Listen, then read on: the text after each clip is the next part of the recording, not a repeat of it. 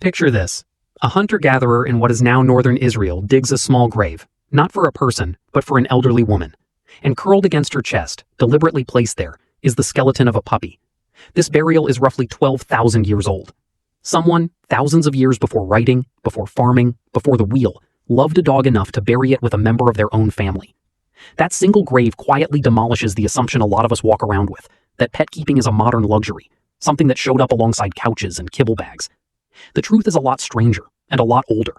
So, did ancient humans actually keep pets? Let's dig into it, because the answer isn't a simple yes or no.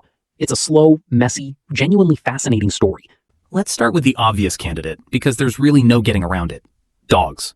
Genetic and archaeological evidence now points to wolves splitting off into early dogs somewhere between 15,000 and 40,000 years ago, which means the dog-human relationship isn't just old, it's older than agriculture, older than permanent settlements, older than basically every other marker we use to define civilization.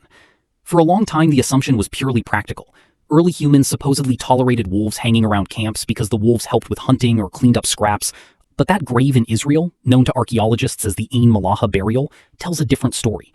This wasn't a work animal left in a ditch. This was a puppy, deliberately positioned in an intimate embrace with a human being in death. You don't do that for livestock. You do that for something you loved. And Ain Malaha isn't an isolated fluke either. Similar burials keep turning up. In Bonn-Oberkassel, Germany, archaeologists uncovered a roughly 14,000-year-old grave containing a man, a woman, and a dog. An analysis of the dog's teeth revealed something remarkable. That animal had survived a serious bout of canine distemper as a puppy, an illness that would have required weeks of intensive care to survive without modern veterinary medicine. Someone nursed a sick puppy back to health for weeks, with no practical payoff in sight, purely because they wanted that animal to live. That's not animal husbandry. That's something closer to what any dog owner today would instantly recognize.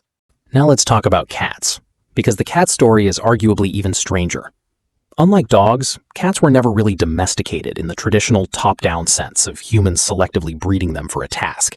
Cats essentially domesticated themselves. Once humans started storing grain around 10,000 years ago, that grain attracted rodents, and the rodents attracted wildcats. And the wildcats that were bold enough to tolerate human presence got a steady buffet of mice. Natural selection did the rest, favoring the calmer, more people-tolerant cats generation after generation. But tolerance and affection are two different things, and there's compelling evidence early humans crossed that line fairly quickly. On the island of Cyprus, archaeologists found a roughly 9,500-year-old grave containing a human and, deliberately buried alongside them, a cat. Cyprus has no native wildcat population, which means someone had to deliberately transport that animal across open water on a boat. Nobody rows a cat across the Mediterranean for pest control. That's a decision you make for a companion. Beyond dogs and cats, the ancient world gets genuinely wild. Ancient Egyptian art and archaeology show us a society that kept an almost bewildering range of animals purely for companionship and status rather than labor. Wealthy Egyptians kept pet baboons and monkeys, dressed them in tiny collars, and depicted them in tomb paintings sitting affectionately beside their owners. Gazelles were kept as household pets, delicate and skittish creatures with zero practical use, valued purely for their beauty and the novelty of having something wild living calmly indoors. Cats, of course, were elevated to something close to sacred status in Egypt, associated with the goddess Bastet, and killing one, even accidentally, could carry serious social and legal consequences. Egyptian families frequently mummified their pets alongside their owners, providing them with the same elaborate afterlife preparations reserved for beloved humans, which tells you everything about how these animals were actually regarded. The Romans took things even further in terms of sheer variety. Wealthy Roman households kept pet birds, particularly small songbirds and parrots, sometimes taught to mimic speech purely for entertainment. Roman children kept pet mice, and there's substantial evidence of small dogs bred specifically as lap companions, rather than working animals, tiny ancestors of what would eventually become modern toy breeds. Archaeologists have even found small dog collars with inscribed tags in Roman ruins, essentially ancient dog tags, some bearing what amount to "please return me if lost" messages, engraved with the owner's name and address. That's not a farm tool. That's a family member somebody was terrified of losing. So here's a genuinely interesting question buried in all of this. Why does this pattern keep showing up across cultures that had no contact with each other? Ancient China had pet crickets kept in ornate cages purely for their song. Ancient Mesoamerican cultures kept and bred small dogs specifically as companions, and occasionally as spiritual guides. Pre-contact Pacific Island cultures kept parrots as pets long before any European contact. This isn't one culture's quirky habit spreading outward. It looks a lot more like something baked into human psychology itself. An urge that surfaces independently whenever humans have enough surplus resources and stability to support an animal that doesn't pull its own weight.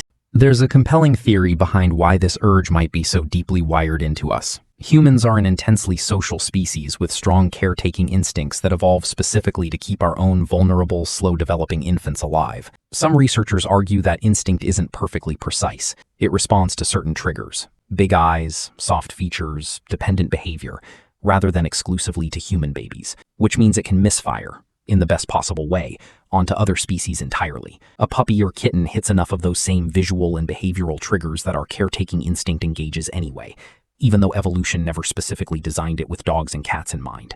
Once that emotional bond exists, the practical justification for keeping the animal around becomes almost beside the point.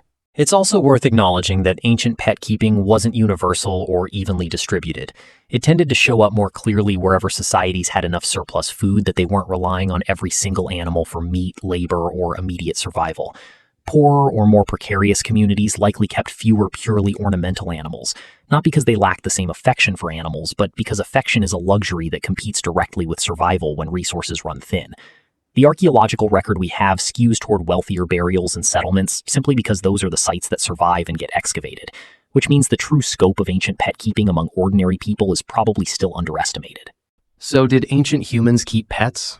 The evidence says yes, emphatically, and far earlier than most people assume. Long before agriculture, before cities, before anything resembling the modern world, someone was nursing a sick puppy back to health for no practical reason at all, and someone else was rowing a cat across open water just to keep it close. The instinct to bring a vulnerable creature into your home and love it simply because it's there isn't a byproduct of modern comfort. It might be one of the oldest, most consistent threads running through the entire story of what it means to be human.